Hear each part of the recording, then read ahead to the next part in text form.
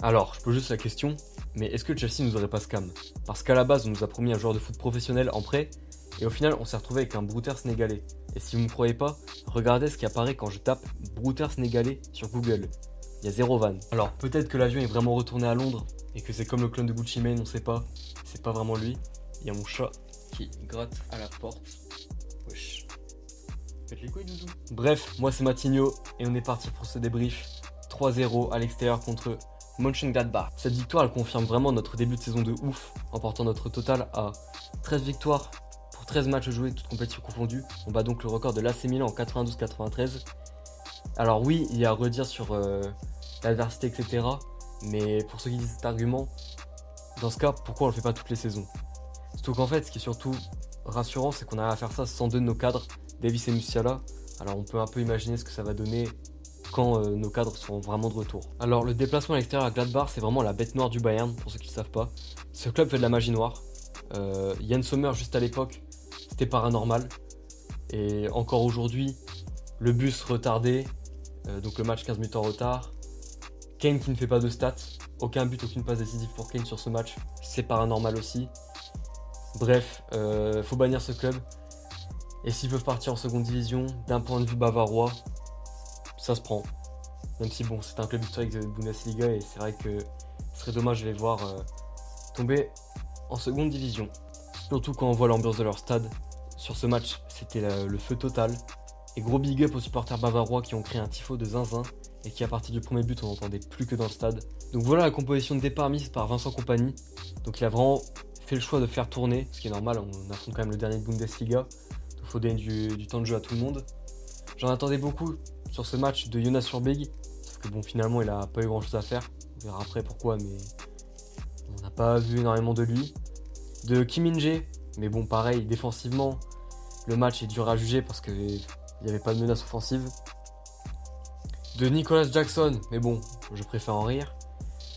Et de Tom Bischoff, principalement, parce que crack, il est toujours bien à voir jouer et voir ce joueur jouer vraiment, ça fait plaisir.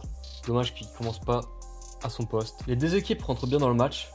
Le Bayern se procure très vite une occasion avec Jackson. Enfin, d'abord une magnifique talonnade de Harry Kane qui met le ballon à Jackson et Diaz, toujours bon dans ses appels. Il a une vraie qualité d'appel, ça c'est vraiment impressionnant. Ça change de Leroy Sané. Mais par contre, ce qui change pas de Leroy Sané, c'est que sur l'action, Diaz a l'occasion de marquer le 1-0 et de libérer le match dès le début. Mais non, il est en face à face au gardien, mais dans le vent le défenseur juste avant, et se chie dessus sur sa frappe. Il se rate complètement. Il était vraiment presque au point de pénalty, j'ai envie de dire. Et il se rate complètement, c'est le fantôme de Leroy Sané. C'est plutôt terrible. Mais c'est comme ça, hein. Je me demande vraiment combien de stats il pourrait faire s'il ne se ratait pas. Parce que là, niveau stats, il est bon, Diaz, sur le début de saison. On peut pas dire qu'il fait un mauvais début de saison. Il aime scorer des bangers et tout. D'ailleurs, plus c'est dur à marquer, plus il met. Mais le nombre de 1v1 où il se chie dessus, c'est terrible. Mais bon, il reste plus productif que Leroy Sané, en même temps pas compliqué. Donc voilà, et puis là du flow ça compte bien pour la PR, c'est bien. Et c'est à la 19e minute que le match change vraiment de dynamique. Comme dirait Stéphanie Frappard, c'est haut mais ça glisse. Carton rouge pour Mönchengladbach. Alors je pense pas que ce soit intentionnel. Juste Diaz joue très bien son coup. Le contrôle sur l'action est dingue de Diaz. Mais je pense pas que le joueur voulait faire mal. Juste il est tellement en retard. Forcément c'est carton rouge, c'est mérité. C'est quand même fou qu'il ait fallu aller voir la VAR pour mettre rouge. C'était quand même visible à mon avis. Bon, sur le coup, on a cru Diaz vraiment blessé. Au final, ça va, il s'est relevé, il a fait son match, tout ça, tout ça. Mais ouais, petite crainte pour Diaz. Et ouais, à partir de ce moment-là, le match change vraiment de dynamique. On passe à 9 contre 10. Et pourquoi 9 contre 10? Parce que nous, avec Nicolas Jackson et Leon Goretzka, c'est comme si on jouait à 9. Vraiment. Les deux sont invisibles, ils ont été mauvais, introuvables dans le jeu. Tactiquement, ils sont nuls. Techniquement, c'est pire. Les deux, c'est le même du techniquement, tactiquement. Réfléchis beaucoup. Ami, reste chez toi, dors, réfléchis beaucoup. Tu es le joueur le plus nul de la planète que je n'ai jamais vu passer ici. Nul! Tu es trop nul! Tactiquement, techniquement, même les choix, je ne sais pas où te mettre. Donc vraiment, non-match pour les deux. C'est plutôt terrible. Donc Gladbach a vraiment fait bloc bas ensuite. On peut pas leur en vouloir, hein. Ils sont réduits à 10 contre les premiers de leur ligue. Et beaucoup de gens en veulent aux équipes de jouer bloc bas et tout. Mais faut pas leur en vouloir, c'est normal quand même. Leur but c'est quand même de se maintenir. Et on se rend compte que si il n'y avait pas eu le premier but de Kimmich sur un... on en parlera après, mais l'action est un peu cafouillie. Sans ça, ils auraient vraiment pu gratter leurs points parce que pendant longtemps dans le match, on pensait vraiment qu'ils allaient pouvoir gratter leurs points. Et c'est comme ça qu'ils peuvent réussir à se maintenir. Donc faut pas en vouloir de ces équipes de jouer bloc bas, c'est normal. Et c'est à nous de trouver les solutions, de faire plus de mouvements, tout ça. Parce que justement, faire des mouvements avec Nicolas Jackson et Leon Goretzka dans son équipe, sans parler des autres des autres joueurs autour qui font un mauvais match. Par exemple, Olise, même s'il gratte un assist sur le deuxième but de Guerreiro, dans le contenu, on note quand même une baisse de forme de Olise sur les derniers matchs. Diaz, il provoque le carton rouge, il fait du Diaz quoi, mais du Diaz pas grand soir. Pas grand après, le match était à 15h30. Sinon, Boé a été dégueulasse, ce qui explique aussi le niveau d'Olise, parce que bon, Olise marche vraiment bien quand il y a Konrad Laimer derrière lui. Avec Sacha Boey ça peut marcher, mais Sacha Boey montre vraiment des bonnes choses par moment, mais il est trop irrégulier. Là ça faisait un moment que Compagnie lui faisait plus confiance, mais là son match c'est vraiment un non-match. Le match de Boey est plutôt terrible, hein, il sort vite. Donc une première mi-temps vraiment brouillon, vraiment dégueulasse, c'était une vraie purge à regarder. Beaucoup de fautes des deux côtés. C'est vraiment avec les changements de Compagnie à la mi-temps, et surtout à la 60e, quand il a vraiment commencé à faire des changements. Donc le remplacement de Tom Bischoff en milieu de terrain, son vrai poste. C'est une dinguerie comment il arrive à fluidifier le jeu, comment le ballon circule plus vite quand il est là. Parce que Kimmich, aussi fort qu'est Kimmich, c'est vrai que beaucoup de fans le reprochent de ralentir un peu le jeu par moment et tout. Parce qu'il y a quand même ce rôle tactique, hein. C'est une sorte de meneur de jeu en retrait.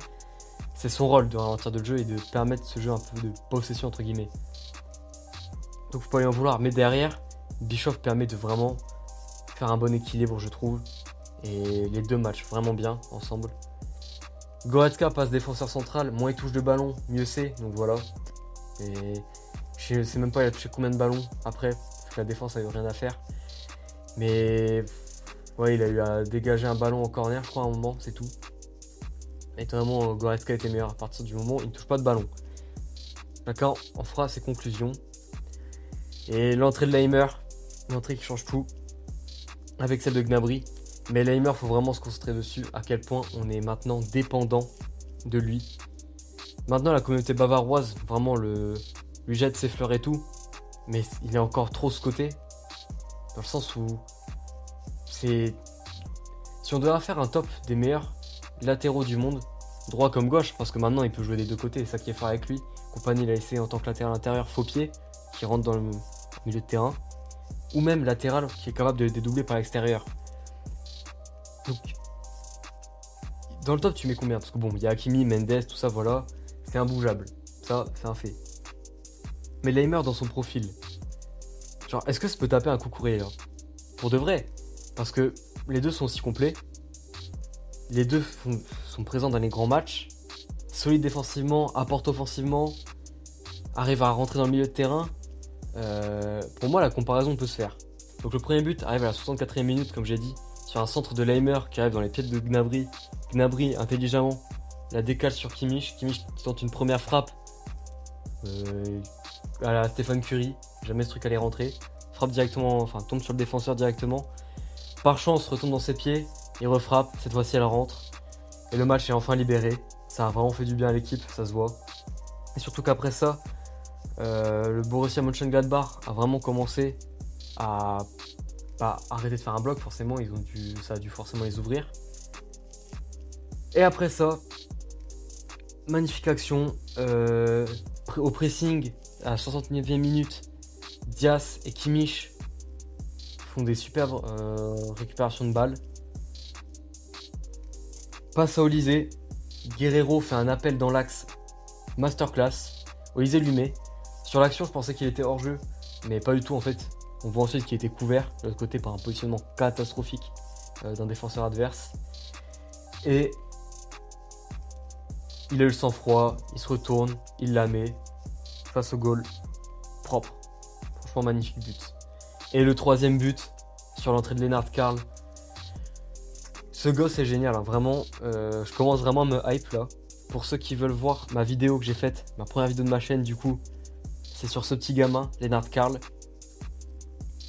Et là il confirme, hein, il passe une semaine de fou furieux. Premier but en Champions League il y a 4 jours. Et là maintenant premier but en Bundesliga. Et tu sais, il peut pas mettre des tapines, non. Il faut vraiment qu'il mette des bangers de ouf. Franchement, le potentiel de ce gamin, c'est...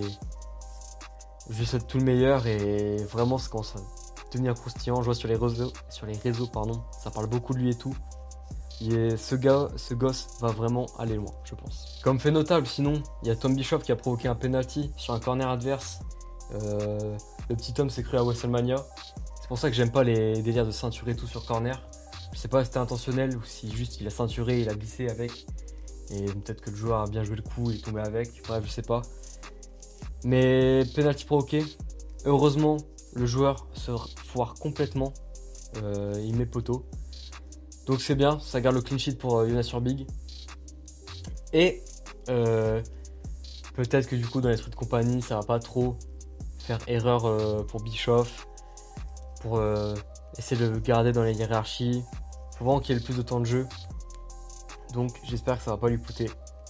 Faut prier pour ça maintenant. Sinon, après le troisième but, on a poussé jusqu'au quatrième. On dominait vraiment le match à 100%. De toute façon, je vous affiche là les stats du match au final. Voilà. Ah, rien à dire de plus. La seule leçon du match qu'on peut retenir, c'est à quel point Nicolas Jackson pue la merde. Leon Goretzka, faut vraiment pas le prolonger. L'irrégularité de Boé. La baisse de forme de certains de nos joueurs quand même. Et que... En fait, ce qui est inquiétant, c'est que demain, si on a Kane qui se blesse pour, par exemple, un mois, on doit jouer en Ligue des Champions avec Nicolas Jackson titulaire. Et ça, c'est inacceptable. C'est inacceptable. Là, tout le monde se hype sur le Bayern et tout. La vérité, c'est que si on a un blessé majeur, la saison est finie. Et c'est un vrai problème. Les dirigeants ont encore promis, comme d'hab, un gros mercato l'été prochain, comme tous les étés. En espérant que ça aussi soit vrai parce que la profondeur d'effectif là c'est grave. Faut espérer que Lennart Karl, ses grosses performances lui font que compagnie lui fasse plus confiance et pourra plus se mettre au repos Olysée, parce que peut-être que la baisse de forme d'Olysée est due au fait qu'il se repose pas beaucoup. Là c'est à peu près le même problème. Les deux jouent beaucoup trop en vrai. Et voilà. Pour mes tops du match, Kimmich pour son but et même patron du milieu, beaucoup de ballons touchés, c'est le métronome du match. Ensuite, je mets Lennart Karl quand même, faut féliciter. Rentrer en jeu, gros banger, c'est fort. Et Konrad Laimer pour la grosse entrée en jeu. Et pour les flops, bah évidemment, c'est plutôt évident. Nicolas Jackson, est-ce qu'il faut y croire? Parce qu'au début j'y croyais, hein. Parce que je me suis dit, enfin j'avais entendu sur Twitter que oui c'est un bon attaquant de pressing, dans le jeu il est bon et tout, nanana. Là son côté nonchalant il me casse les couilles. Bro think is Olysée, c'est pas Olysée. Voilà.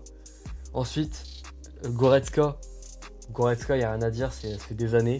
Le joueur pue vraiment sa grand-mère. Si des clubs veulent l'acheter, foncez.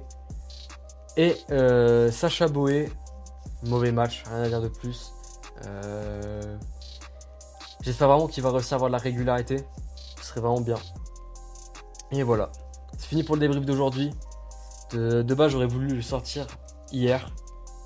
Mais j'ai tourné une première version qui n'était pas assez bonne à mon goût. J'ai essayé de faire mieux là. En termes de montage, c'est pas encore la dinguerie. Bon, je vais pas me justifier à chaque fin de vidéo. Mais j'essaie de faire de mon mieux. Là, j'essaie déjà de faire mieux en termes de diction, en termes de contenu. J'essaie de faire en sorte que ça te garde plus en haleine. Je sais pas s'il y a des gens qui vont vraiment aller jusqu'au bout de la vidéo. Mais voilà, débrief, premier débrief. Peut-être que ce soir, je vais sortir un truc sur le Barça Real, peut-être pour faire des vues, parce que bon, faut essayer de percer au bout d'un moment. Et voilà, sur ce, la bise la team.